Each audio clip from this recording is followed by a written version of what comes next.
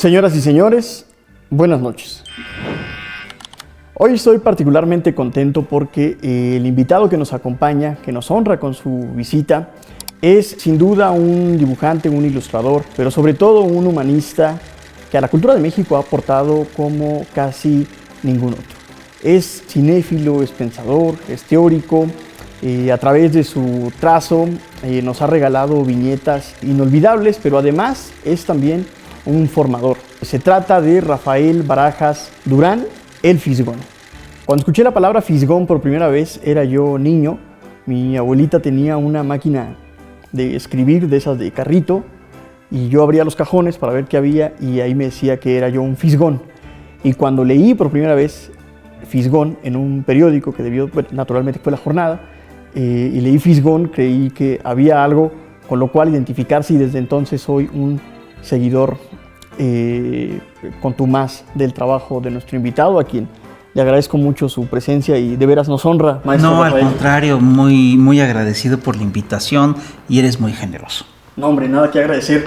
Agradecido nosotros porque pues vamos a poder conversar sobre cine. Usted Sí. que es un cinéfilo Pues me gusta.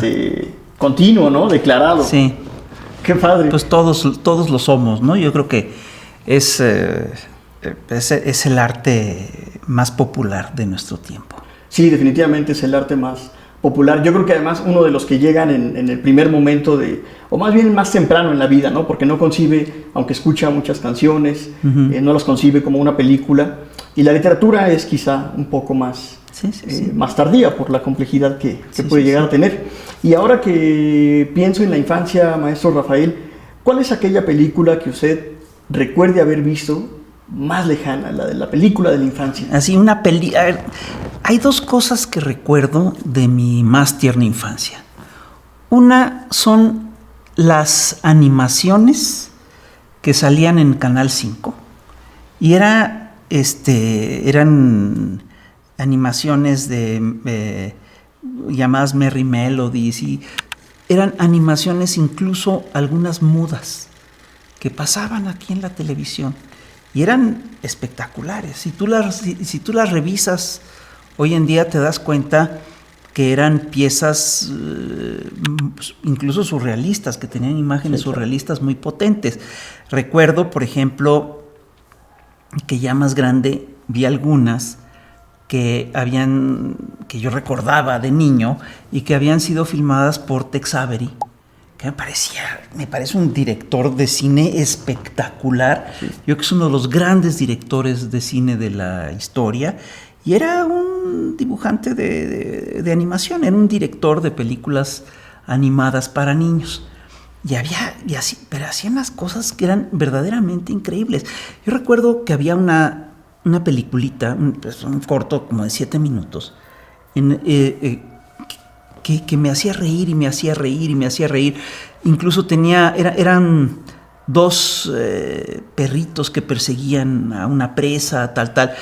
Y hay un momento en el cual de repente cruzan una línea, es decir, van corriendo tras de la presa que quieren cazar, cruzan una línea y quedan en blanco y negro. ¿Qué pasó? Y se regresan y van a donde está la línea, hay un letrero que dice, aquí se acaba el Technicolor. Entonces yo empecé a contar los gags que tenía esa caricatura y me quedé impresionado. Eran más de 100 gags y muchos muy buenos, algunos muy sorprendentes. Y sí, con esto te quiero decir que una de las de los géneros del cine que han sido menos estudiado y que ha impactado mucho a varias generaciones a varias generaciones de personas es precisamente el cine de animación. Uh-huh. Y estas películas sacadas por los estudios por estudios viejos, el estudio de Max Fleischer o uh-huh. cuando empezaba las Merry Melodies, los Looney Tunes, la Warner Brothers, etcétera, hicieron verdaderas obras maestras que hoy no son debidamente aquilatadas. Así. Y luego para las primeras películas actuadas que yo recuerdo y que me impresionaron mucho eran las películas cómicas del cine mudo, porque mis papás nos llevaban a mi hermana y a mí a un cineclub que estaba en Ciudad Universitaria, en el Auditorio Justo Sierra, ¿no? Y era un cineclub en el que pasaban todos los sábados y todos los domingos películas cómicas del cine mudo. Y ellos se divertían y nosotros nos divertíamos muchísimo. Y ahí recuerdo haber visto algunas películas del Gordo y el Flaco que me siguen pareciendo extraordinarias. Hay una en la que el Gordo y el Flaco simplemente suben un piano por unas escaleras. Fantástico. Hay otra en la que nada más se ríen. Y acabas muerto de la risa. Y bueno, y por supuesto recuerdo con mucho cariño algunas películas de Chaplin.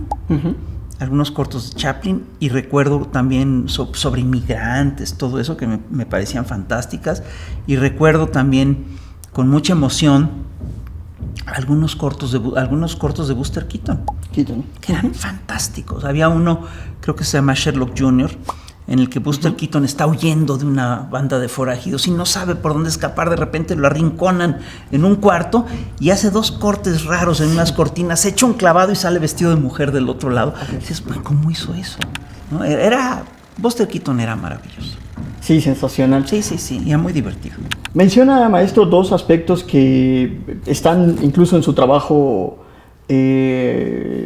posterior, más bien yo diría que en toda su carrera. Uno es la comedia y el otro es la animación, la caricatura. ¿Considera que en nuestro país hubo una tradición que intentara precisamente a través de la caricatura o de la animación en el cine volverse crítica y al mismo tiempo cómica? Porque el género cómico sí tuvo mucho lugar en nuestro cine. Sí, mucho. Pero no es una comedia que pueda apreciarse de crítica, salvo en algunas ocasiones, ¿no? Los años 70 y algunos directores, algunos guionistas.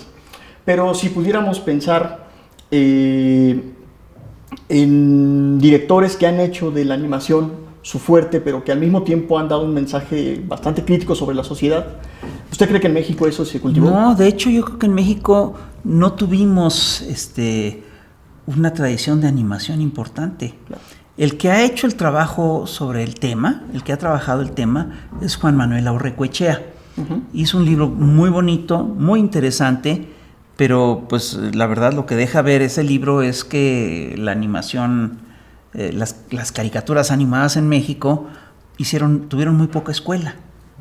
Prácticamente no sé, es decir, hubo varios intentos hubo varios esfuerzos por hacer algunas cosas, pero nunca se concretó en una producción, en producciones exitosísimas, ¿no? Es decir, sí está lo de los super sabios y todo eso, pero no hay una industria cinematográfica de la animación en nuestro país.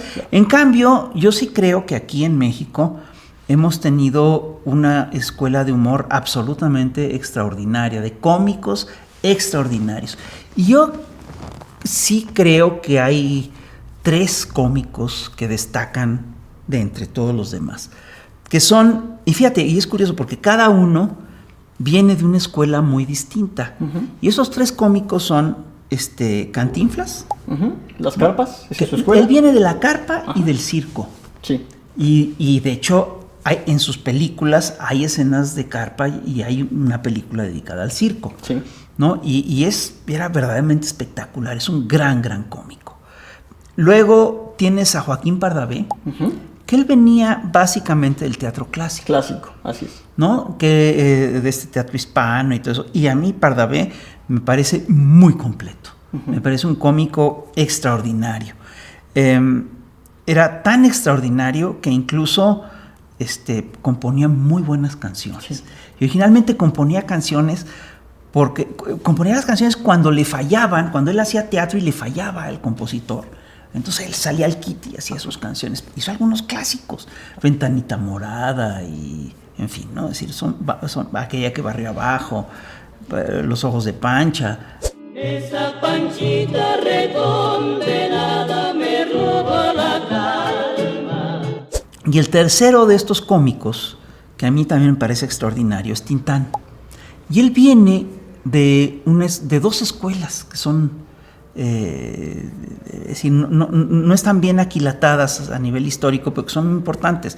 Por un lado, él viene de la historia de los crooners, porque él se crió en la frontera con Estados Unidos. Entonces él conoció a los crooners gringos, que son estos entretenedores, estos hombres que cantan y que actúan y que cuentan chistes y todo eso. Pero también viene de la radio.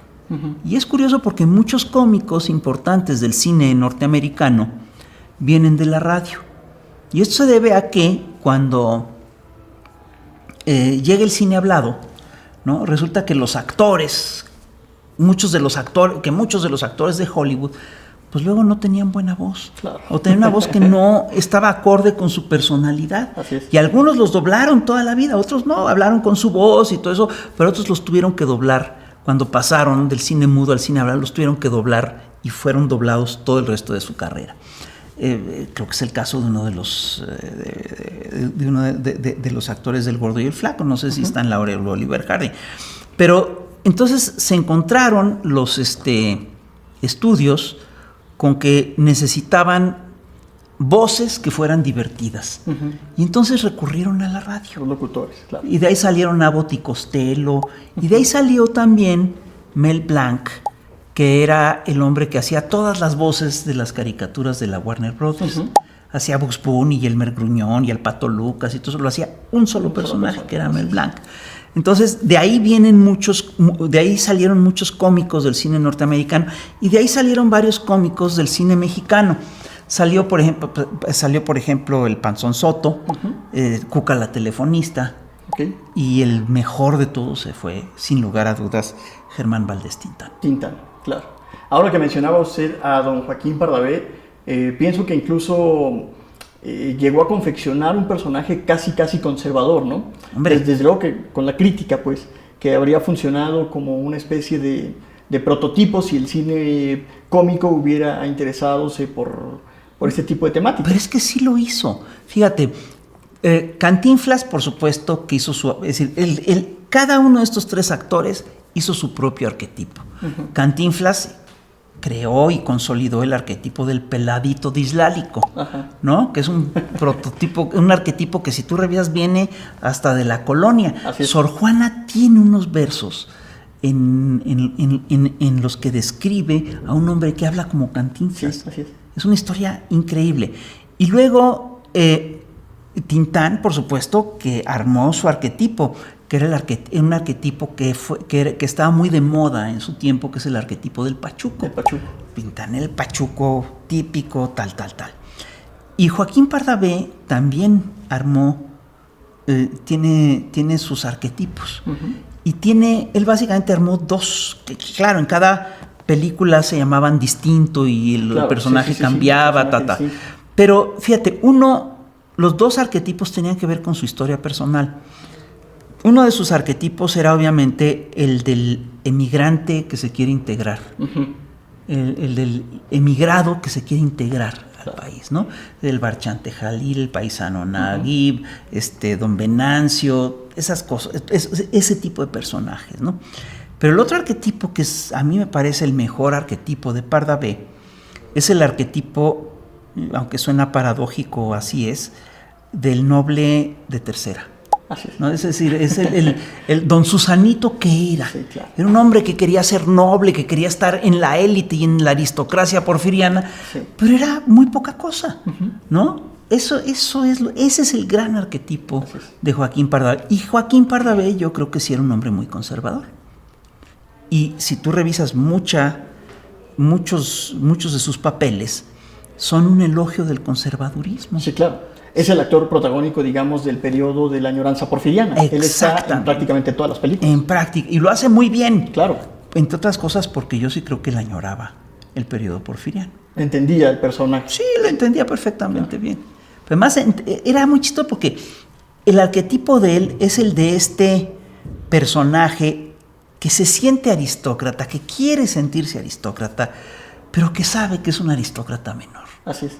Que sabe que es un aristócrata chafón, chafita, con parches en la ropa, que está bajo en la escala del empleo, de la administración, en fin, ¿no? Y tratando siempre de salvar esa condición, Sí, porque claro. está a punto de perderla, ¿no? Sí, claro, siempre a punto de perderla. Ahora, fíjate, yo sí creo que de todos estos era el actor más completo.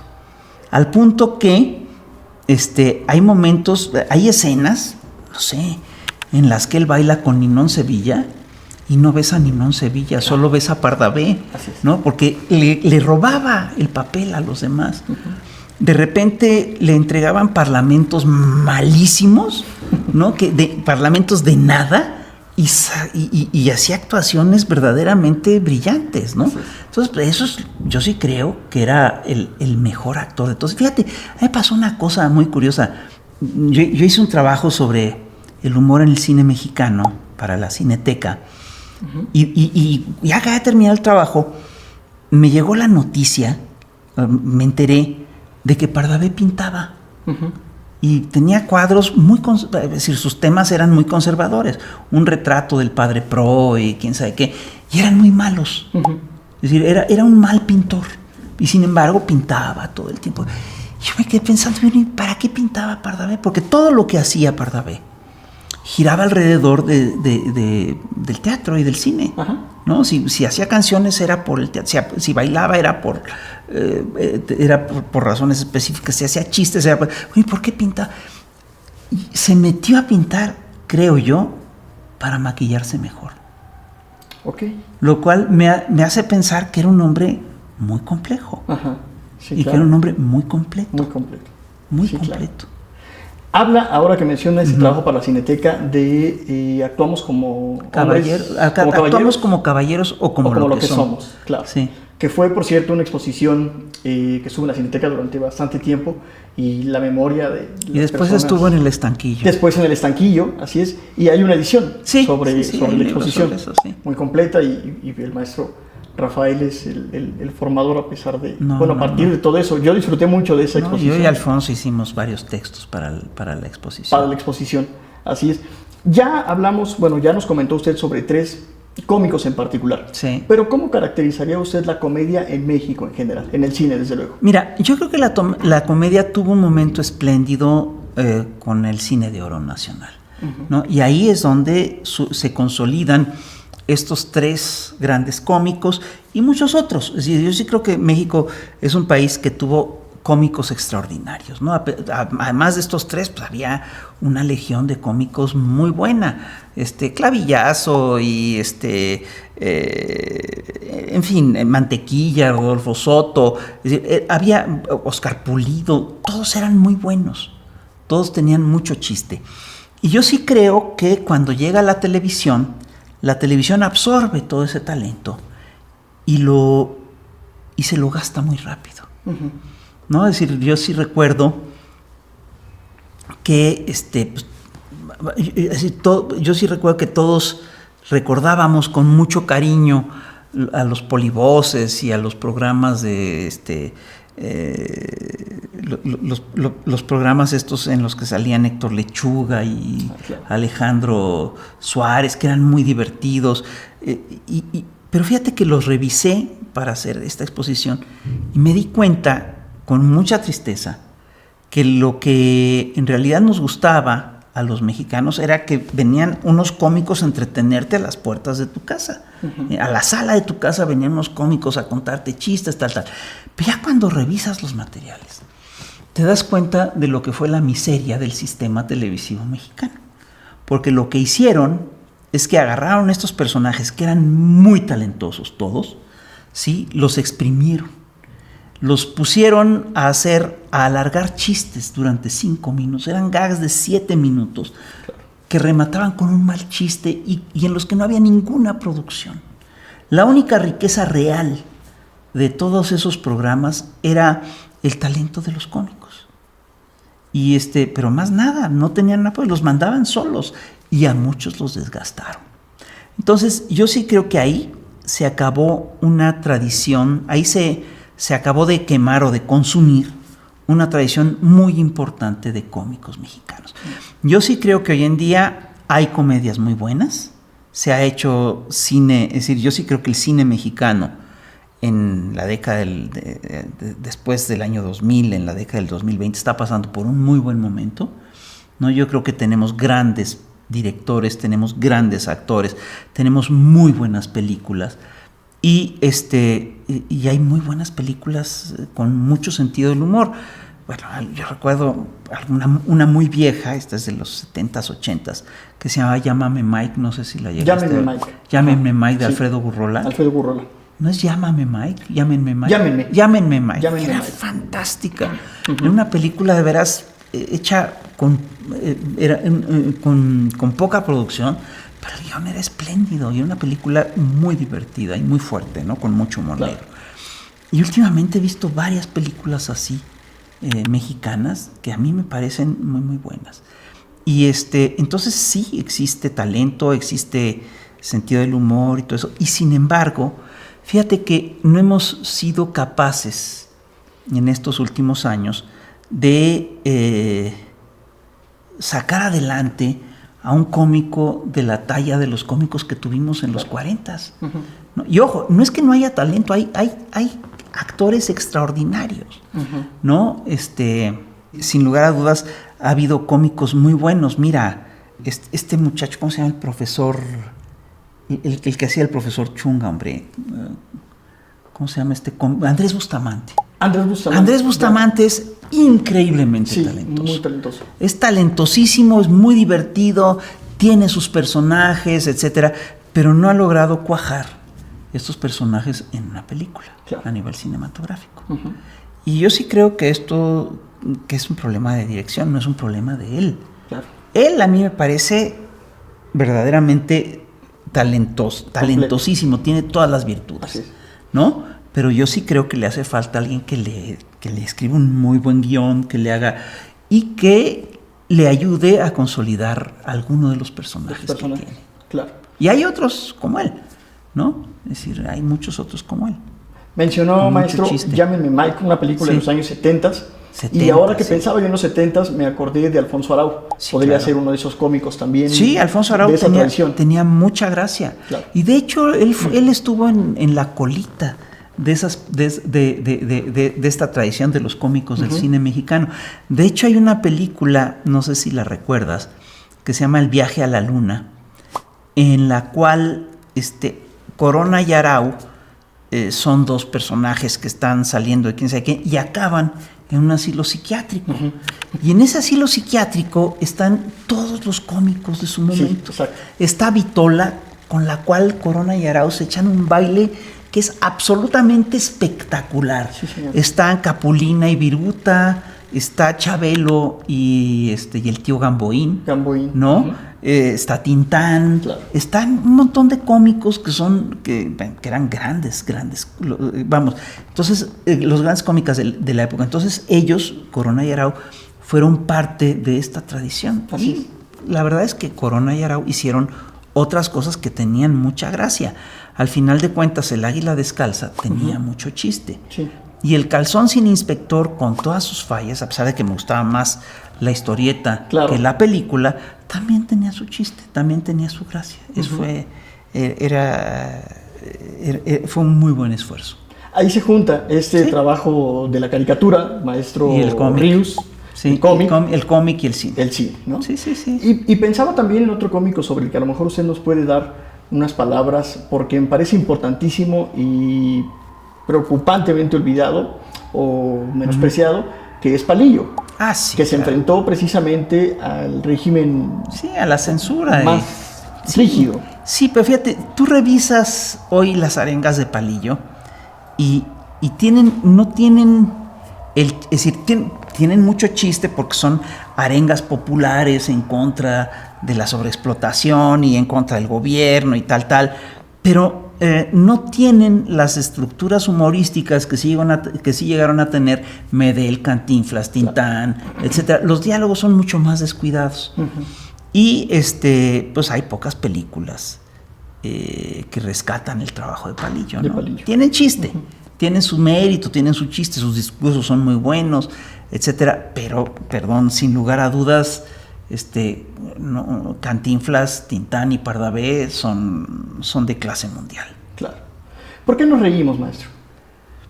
Mira, la pregunta es más filosófica de lo que solemos aceptar. Sí, es decir, yo creo que nos reímos para no llorar.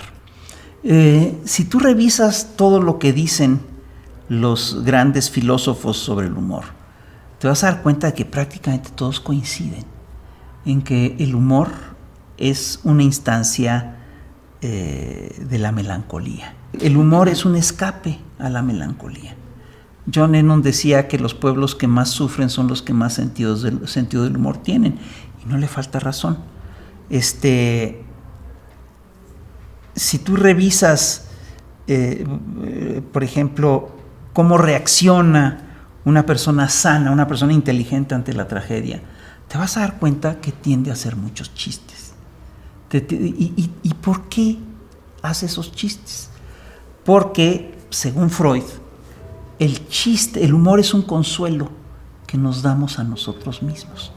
El humor sirve precisamente para consolarnos de las tragedias. Reímos para no llorar, reímos para no lamentarnos, reímos para pasarla mejor, para sacarle un poquito de disfrute a una situación que es desesperada.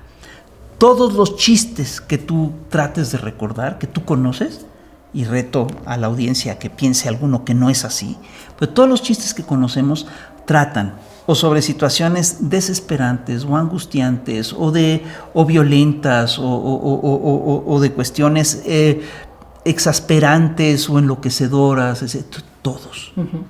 No hay un chiste que no se base en estos temas angustiosos. Entonces el humor es un escape. ¿Y a la sociedad para qué le sirve?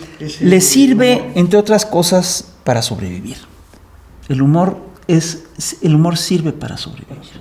Qué bonita frase.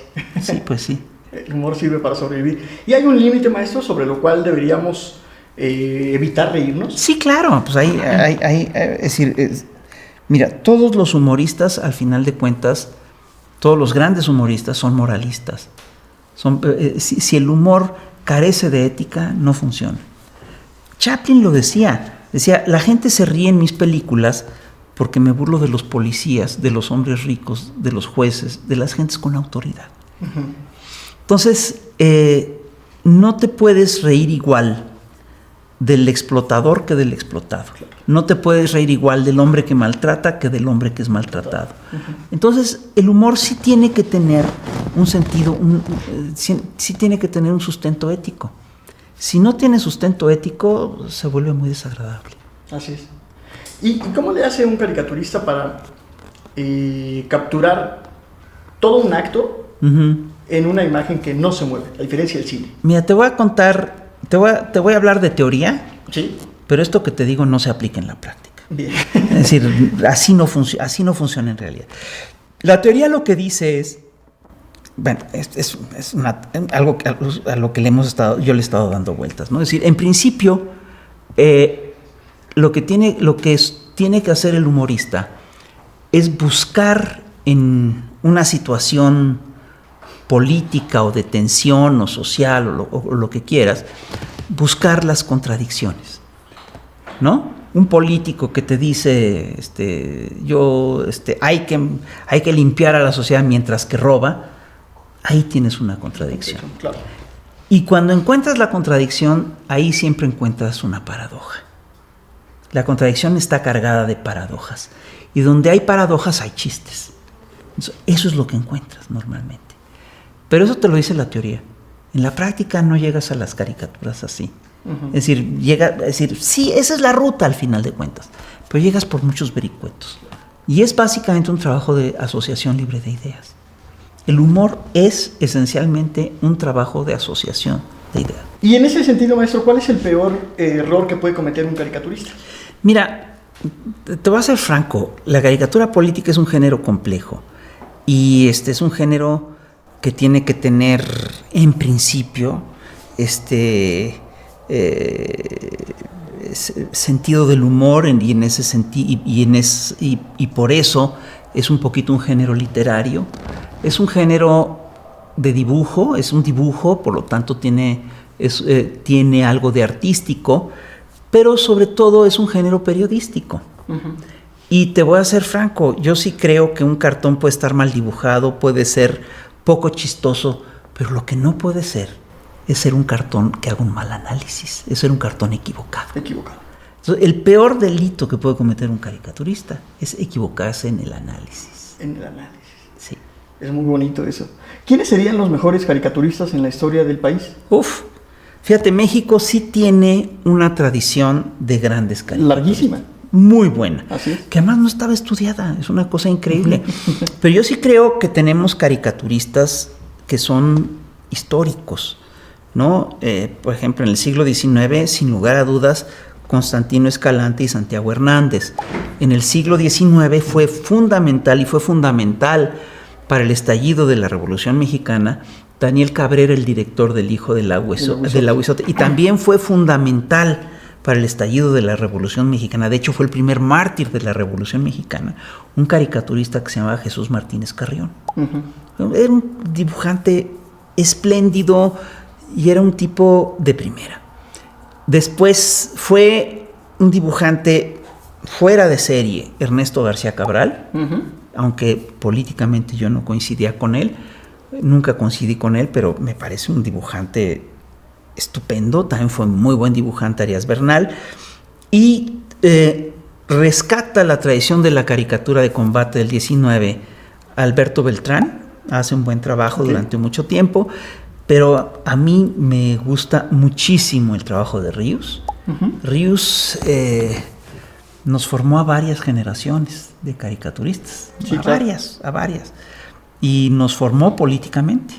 Ríos a mí me parece extraordinario, y Ríos además tuvo varios discípulos que no siguieron su línea de trabajo directamente, ni hicieron mucha historieta, pero que son, a mí me parece que son caricaturistas portentosos. Concretamente hay dos que a mí me parecen importantísimos, que son Rogelio Naranjo y Helio Flores. Helio Flores todavía el otro día publicó un cartón, y ves el cartón y es espléndido, es un gran cartón. Y bueno, pues y hubo después otras generaciones de caricaturistas que también siguieron haciendo chamba, claro, y así sacando el trabajo bastante bien. Sí, como Helguera y Hernández, los colegas del Chamuco. Helguera, desde luego, sí. Claro. Si esta pregunta se la hiciéramos a cualquier persona, dirían también Rafael Barajas. No. Y quisiera, no, seguro que sí, no. Seguro que sí. Y además, ahora que mencionaba lo de la tradición de caricaturistas mexicanos, quisiera recomendar 2 libros que compendió el maestro Rafael Barajas para el Fondo de Cultura Económica, que recuperan un poco de esa historia, de la historia política en los cartones. Sí. Se encuentra, es muy accesible, y ahí viene parte de toda esa tradición. Hay unos, bueno, es una investigación larga. Ya vamos a publicar el 7º tomo próximamente. El primer tomo es la historia de un país en caricatura. El segundo es el país del Aguizote. Después es el país del Llorón de Icamole. Después salió, no está cronológico, pero así salió. Es uno que se titula Posada, Mito y Mitote. Después salió uno que se titula es sobre las caricaturas en tiempos de Madero, el linchamiento gráfico de Francisco y Madero, y ahorita ya salió publicado el primer tomo de los caricaturistas precursores de la Revolución Mexicana. Ese se publicó hace un año, y en estos meses va a salir el tomo 2 de caricaturistas precursores de la Revolución Mexicana. Ahí está la investigación del maestro Rafael Barajas. ¿Es válido, maestro, incomodar o hacer enojar por medio de las imágenes, ya sea en el cine o en los cartones? Pues sí, yo sí creo que es válido, pero hay que ser cuidadosos en eso. Hay que incomodar a quien hay que incomodar. Es correcto incomodar a los canallas, y es muy incorrecto meterse con la gente honesta o honorable. Es decir, yo recuerdo un día tenía yo que hacer una caricatura sobre un personaje al que quiero bien, ¿no? Y pues nunca la pude hacer. Okay. Nunca, no, porque el personaje me caía bien. Me parecía que no se merecía una caricatura agresiva, ¿no? En cambio, los personajes que me parecen que se la merecen, hombre, las hago con muchísimo gusto. Es decir, la caricatura es un poco un desahogo también, ¿no? Es decir, ahí sueltas todo tu coraje, todo tu veneno, puedes hacer todas tus críticas. De eso se trata. Pero sí tiene que estar dirigida a gente que te cae mal. Claro. a lo que consideras odiable. Hay que odiar lo que es odiable. Hay que criticar lo que es criticable. Hoy en día es muy chistoso porque te encuentras con colegas que dicen, no, siempre hay que criticar al gobierno, porque el gobierno, no, el trabajo del caricaturista es criticar al gobierno. Ellos que nunca criticaron a los gobiernos neoliberales dicen eso ahora. Ahora sí se vuelven muy críticos. Y mira, yo creo que hay que criticar al gobierno cuando hace cosas malas, cuando hace cosas feas, ¿no? Ahí sí. Cuando no las hace, ¿para qué? Claro. Sobre todo cuando está más distante de nosotros, ¿no? Sí, porque claro. Ni modo de pisarse la cola o de dispararse en el pie, digamos. No. Es decir, yo creo que lo que hay que hacer es que hay que criticar lo que hay que criticar. Claro. Nada más. Claro. Maestro, uno de los directores de cine que más me gustan a mí, o dos quizá, maestro y alumno o discípulo, son Federico Fellini y Ettore Scola. Bueno, yo coincido totalmente contigo en eso.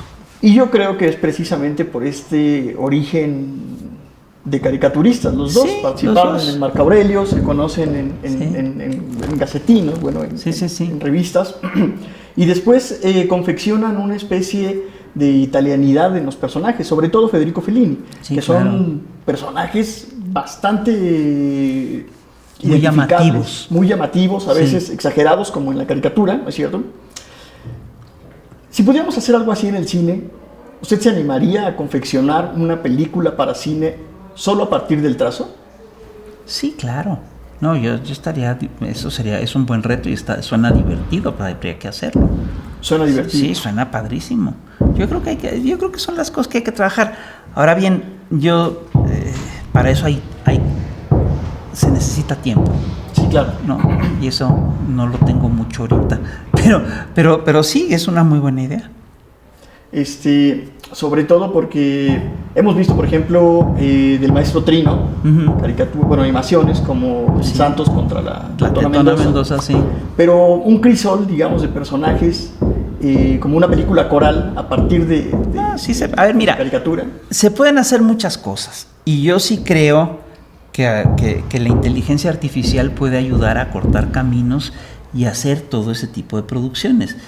A mí todavía me asusta mucho la inteligencia artificial.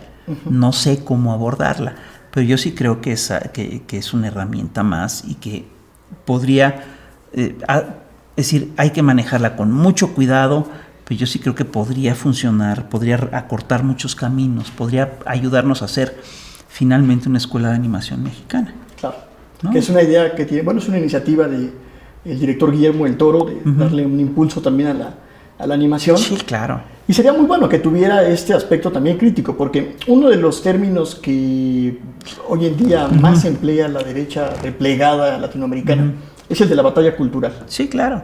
Y fíjate que es un término de Gramsci. Sí, es un término marxista. Estamos ante una derecha que ya leyó a Gramsci. Es una cosa muy peculiar. Sí, la derecha utiliza ese término y sin embargo, y está tratando de dar esta batalla cultural. Pero es muy chistoso porque lo enfoca en causas que son muy feas. Por ejemplo, está contra todo lo woke, ¿no? ¿Qué es lo woke? Es al final de cuentas la corrección política.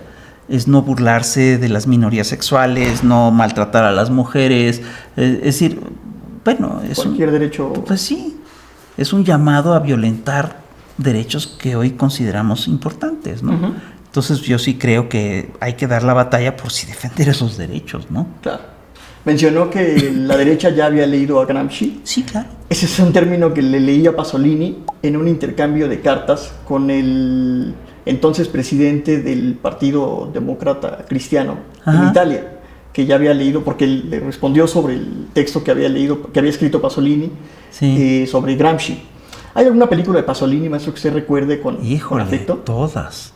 A mí Pasolini me parece un súper director. Fíjate, en general, los directores italianos a mí me encantaron. Yo recuerdo haber visto con mucha emoción, ¿no? Todo un ciclo de neorrealismo italiano, ¿no? El limpiabotas de De Sica, ¿no? El 8:30, bueno, La Strada de Fellini, ¿no? El ladrón de bicicletas también, El milagro en Milán. Yo las disfruté muchísimo, claro. Y eran Yo creo que eso era gran cine.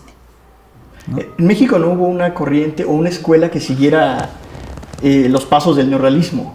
Yo creo que hubo varios directores que quisieron seguir. Sobre todo, bueno, quisieron seguir esa línea, por ejemplo, Carlos Velo. Carlos Velo. Que pero tenía su chiste. Que tenía su complejidad, claro. Sí. Pero no hubo directores que hicieran pues un grupo que se consolidara en torno a la idea del neorrealismo, como en Argentina, por ejemplo. No. Aquí en México yo no lo recuerdo, yo no lo ubico. Y sin embargo, habría que revisar, perdón por lo que voy a decir, a ver si no digo una herejía, a ver si no me comen crudo. Habría que revisar si, por ejemplo, Los Olvidados no es una película cercana, que le debe cosas al neorrealismo, por supuesto. Es una película de Buñuel, es una película que tiene toques surrealistas extraordinarios, como en los sueños de los personajes. Pero también, si tú revisas, es una película muy cercana en su intención al neorrealismo italiano. Claro. Sobre todo una secuencia que pareciera inocente, ¿no? Pero se parece mucho a la concepción neorrealista, cuando el personaje del Jaibo va a hacerle daño al ciego. Sí. Lo hacen en un lugar en donde al fondo se ve una construcción que es Tlatelolco, y el neorrealismo es precisamente así, entre ruinas, escombros o edificios que se están construyendo. Sí, es la reconstrucción, es este cine en los márgenes de una sociedad que trata de sobrevivir, ¿no? Claro. Por eso yo creo que es algo que habría que explorar. Claro. Y creo que no es una mala hipótesis. Claro, sí, desde luego. Usted está muy relacionado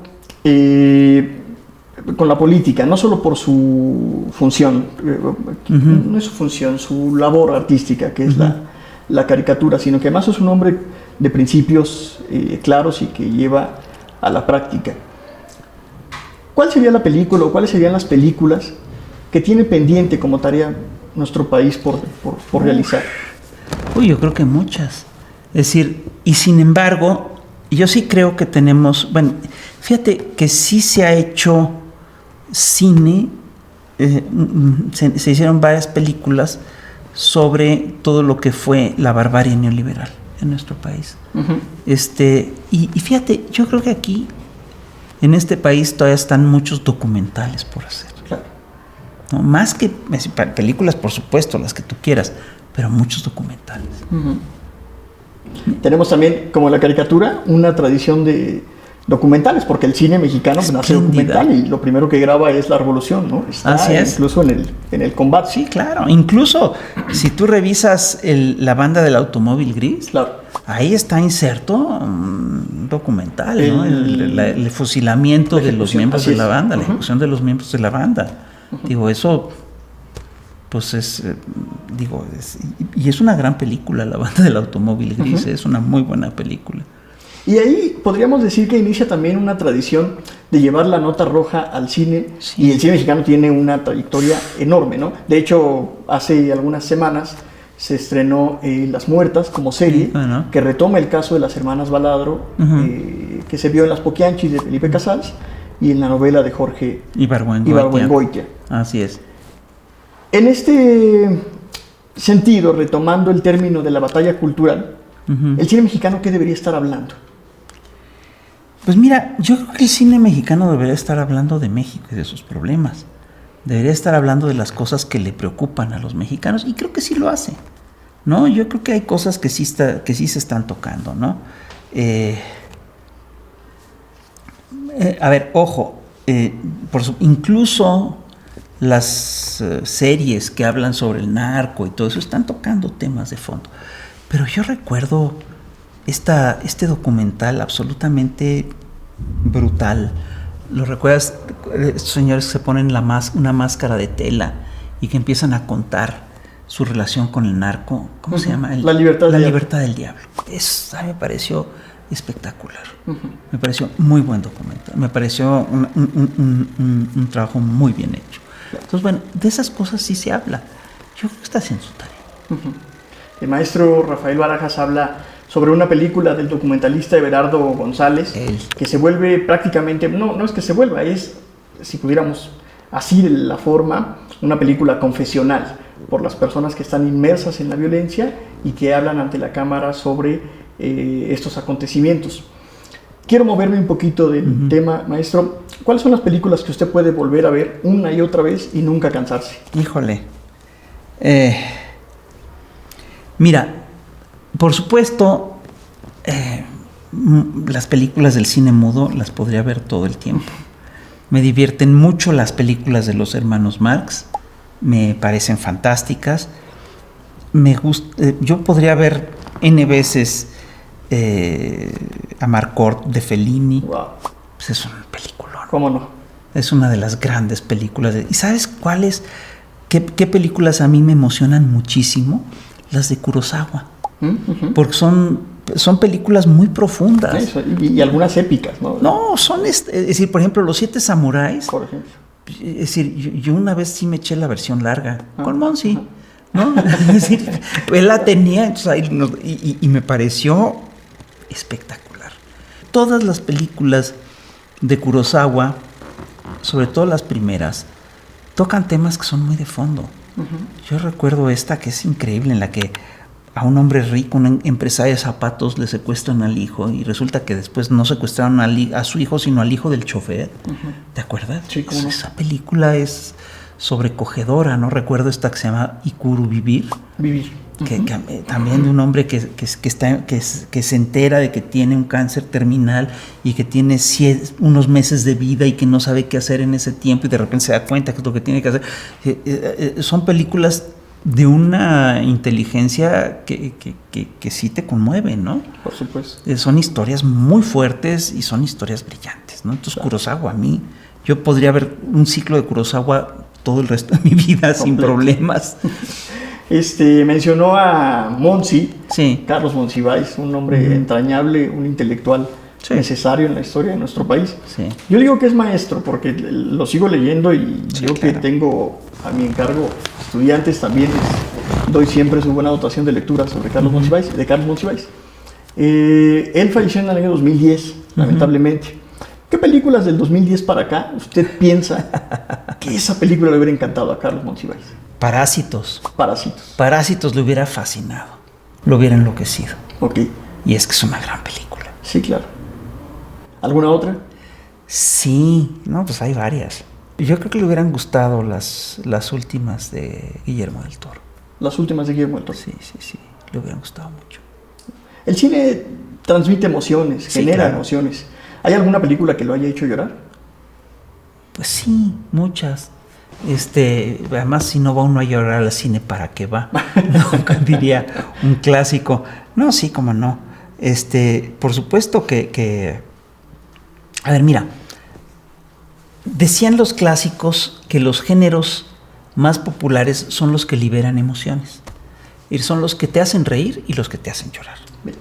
Entonces, las películas que te hacen reír y que te hacen llorar, por supuesto que son muy eficaces. Yo recuerdo haber llorado como una Magdalena con la escena de Pepe el Toro cuando se le quema el hijo, ¿no? Yo recuerdo eso. Ahí sí yo estaba niño y decía, no puede ser, ¿no? Y claro, pero los hombres no lloran, ¿no? Te decían el subconsciente, sí, no, pero no podías controlar, ¿no? Era muy fuerte. Claro. ¿No? Le comenté a Hernández y también a Rapé cuando estuvieron aquí con nosotros que yo tenía muchas ganas de aplicar la fórmula Jaime Nuno, que era encerrar en un cuarto a Hernández, a Rapé, al Fisgón y no permitirles la salida hasta que escribiéramos algo sobre Genaro García Luna, que me parece un personaje también Genaro García Luna es un siniestro. Personajazo. Pero esa película yo creo que sí se está escribiendo. Ok. Yo creo que esa película ya alguien la tiene que estar haciendo, porque es un caso increíble, ¿no? Es un caso verdaderamente descomunal, ¿no? Es decir, es uno de los grandes villanos de la historia de México. Claro. ¿Hay alguna película, maestro, sobre la cual le hubiera a usted gustado realizar el cartel? Sí, por supuesto. Ahora, en una de esas, y hasta lo puedo hacer, ¿no? Porque por ejemplo, el cartel cubano, si tú lo recuerdas, pues los carteles cubanos de cine eran ediciones muy pequeñas para anunciar exhibiciones cinematográficas, exhibiciones de 2 o 3 sesiones, una cosa así. Y Y yo creo que eso se puede hacer en cualquier momento. Y hay muchas películas que a mí sí me hubiera gustado, de las que sí me hubiera encantado, por supuesto, hacer el cartel, ¿no? Es decir, películas mexicanas, ¿no? Por ejemplo. A ver, a mí me hubiera encantado hacer el cartel de Llámame Mike. De Llámame Mike. Me hubiera encantado. ¿No? Y ahora, fíjate, yo creo que tenemos muy buenos cartelistas en México. Uh-huh. Alejandro Magallanes es espectacular. Uh-huh. ¿No? Entonces, pero pues, es decir, yo, de hecho, si cuando pienso, ¿haría yo este cartel o se lo dejamos a Magallanes? No, pues mejor lo dejamos a Magallanes. Ok. Si se hiciera una película sobre su vida, ¿quién le gustaría que la dirigiera? Sobre mi vida. Sobre la vida de Rafael Barajas. Ay, pues alguien que me quisiera. Que me quisiera bien. Que me quisiera bien. Alguien que no me difamara demasiado. Que no fuera Loret de Mola. Él nada más. Él hace montajes. Montajes, sí, no sí, hace... sí. Bueno, no sé, es decir, pero así pensar en un director no me atrevería. Y si pudiera pensar en una secuencia que debería tener esa película, ¿cómo inicia y cómo termina? Híjole, pues no tengo una idea tan cinematográfica de mi vida, la verdad. Eso no lo he pensado, pero lo voy a pensar. Un día te cuento. Y la última, ¿quién lo interpretaría? Pues no tengo idea. La verdad no creo que valga la pena la película, te lo digo muy en serio. ¿De veras? La vida de los caricaturistas suele ser muy aburrida. Nos la pasamos encerrados, sentados, dibujando. ¿Dónde está el chiste de eso? La otra parte de los cursos y todo eso de formación política, eso puede ser más interesante. Claro. Y para cerrar, maestro, le preguntaría, ¿hacia dónde va nuestro país? ¿Qué es lo que usted ve del México de los próximos años? Te voy a contar, a ver, es una pregunta muy bonita, porque te voy a decir que si me hubieras hecho esta pregunta en la década de los 70, antes de la llegada del neoliberalismo, no solamente yo, sino toda mi generación te hubiera dicho, bueno, vamos a un país con más derechos y hay que trabajar mejores salarios y más prosperidad para el grueso de la gente, tal. Esto cambió radicalmente con el neoliberalismo. En la era neoliberal, el futuro se veía realmente muy incierto. El futuro pintaba para mal. Es decir, la gente pensaba en el futuro y pensaba en un futuro distópico. Yo creo que hoy en día sí podemos pensar en un futuro más prometedor. Pero te voy a decir lo que yo sí veo. Yo sí veo que vamos a un periodo largo de confrontación con la extrema derecha mundial. Eso es lo que vamos a enfrentar en los próximos años.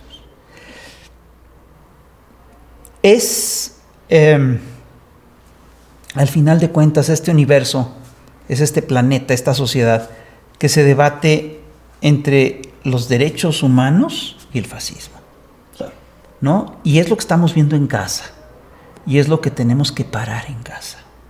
Es una sociedad que se debate entre la regresión que se está viviendo en Estados Unidos, sí, y un mundo multipolar. Eso es lo que estamos viendo. ¿Qué quiero decirte con esto? Quiero decirte que hay un cambio de época. Hay periodos, ¿qué es un cambio de época? Hay periodos de la humanidad que son muy estables en los que no cambia nada. Uh-huh. Hay periodos en los que hay cambios importantes, pero hay periodos en los que los cambios son tan grandes que incluso cambian todas las lógicas, cambia la época. Estamos ante un cambio de época. La llegada del modelo neoliberal fue un cambio de época. Implicó el entierro de lo que eran las lógicas del estado de bienestar y de los estados nacionales. Cuando empezó el neoliberalismo no sabíamos qué es lo que estábamos enfrentando, no sabíamos qué es lo que estaba llegando. Nos está pasando algo parecido ahorita, porque hay una crisis profunda del modelo neoliberal, hay una crisis profunda del imperio norteamericano, está el surgimiento de un mundo multipolar, y lo que yo sí veo es que el imperio norteamericano va de salida y no se va a ir por las buenas, no se va a ir pacíficamente, se va a ir haciendo mucho daño. Claro.